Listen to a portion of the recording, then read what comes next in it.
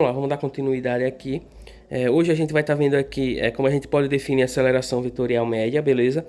A gente vai partir para a gente encontrar a expressão que já está aqui do lado e eu vou explicar a partir desse seguinte esqueminha aqui, onde a gente tem essa trajetória, aqui é o sentido positivo dessa trajetória, e a gente tem aqui ó, a posição da partícula nessa trajetória em diferentes instantes, onde nesse instante T1, essa partícula ela tem uma velocidade vetorial V1, e nesse instante T2 a partícula agora tem uma velocidade vetorial V2, certo?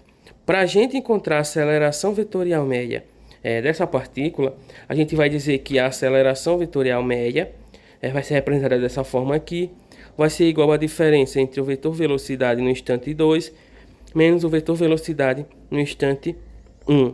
Isso tudo dividido pelo instante 2 menos o instante 1. Para a gente simplificar isso aqui, a gente vai dizer que o vetor velocidade 2 menos o vetor velocidade 1 vai ser igual à variação do vetor velocidade. E a gente, através dessa simplificação aqui, vai ter essa expressão que vai também nos dar a aceleração vetorial média. Beleza? A partir disso aqui, a gente consegue fazer a maioria dos exercícios que vai pedir para a gente a aceleração vetorial média. E quando a gente quiser encontrar o módulo dessa aceleração vetorial média, a gente vai partir dos valores absolutos aqui da variação da velocidade e vai conseguir encontrar o módulo da aceleração vetorial média. Beleza? E lembrando, ΔT ele sempre vai ser maior que zero, sempre vai ter um valor positivo. Ok? Agora a gente vai ver aqui a aceleração vetorial instantânea. Da mesma forma que a gente fez algumas analogias para velocidade, entre a velocidade vetorial instantânea e velocidade vetorial e velocidade escalar instantânea, a gente também vai estar fazendo uma analogia entre a aceleração vetorial instantânea e a aceleração escalar instantânea, certo? Para a gente encontrar a aceleração vetorial aliás, quando a gente estudou anteriormente, para a gente encontrar a aceleração escalar instantânea, a gente disse que a aceleração escalar instantânea ela vai ser igual ao limite, certo? De quando ΔT tender a zero de ΔV sobre ΔT. Então, essa aqui é a definição da aceleração escalar instantânea e a partir dela a gente pode fazer uma analogia para encontrar a expressão que vai nos dar a aceleração vetorial instantânea. E como é que a gente vai fazer isso? A gente vai representar aqui a aceleração vetorial. Deixa eu dividir aqui. A aceleração vetorial instantânea, a gente vai se dar desse jeito, vai ser igual ao limite de ΔT tendendo a zero, certo? Da variação da velocidade vetorial sobre a variação do tempo. E com essa expressão aqui a gente consegue encontrar a aceleração vetorial instantânea. Claro que a gente tem que lembrar o seguinte, que a gente pode sempre estar fazendo aqui essa analogia, porque ela vai estar ajudando muito a gente, beleza? Aqui agora a gente vai entender, tem que entender o seguinte: quando a aceleração vetorial instantânea ela for nula, a gente vai ter que a velocidade vetorial ela vai ser constante. E isso só vai ocorrer em dois casos. A gente vai ter quando a partícula ela estiver em repouso ou quando a partícula ela estiver em um movimento retilíneo,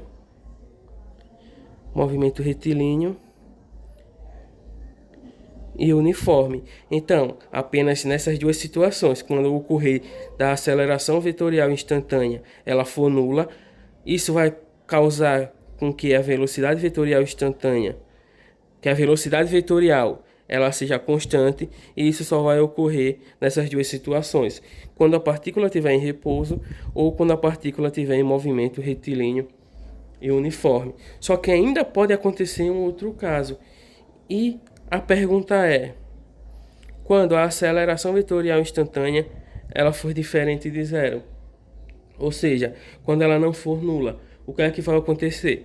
Então, nós vamos ter dois casos possíveis.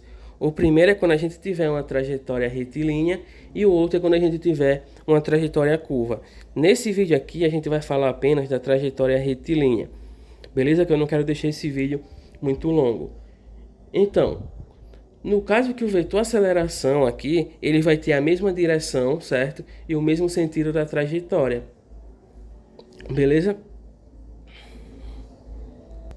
E além disso aí, a aceleração vetorial, além dela apresentar a mesma direção da trajetória, ela também vai apresentar o mesmo módulo, ou seja, o módulo da aceleração vetorial instantânea, ele vai ser igual ao módulo da aceleração escalar.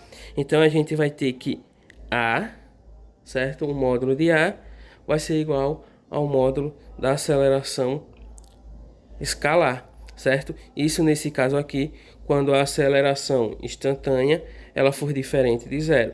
Nesse primeiro caso aqui, que é a trajetória retilínea. E a gente tem aqui, ó, essas duas situações bem interessantes, onde a gente vai ter uma situação onde a partícula está acelerada e uma outra situação onde a partícula está desacelerada, beleza? Quando a partícula ela estiver acelerada, velocidade vetorial e a aceleração, elas vão apresentar a mesma direção e o mesmo sentido, beleza?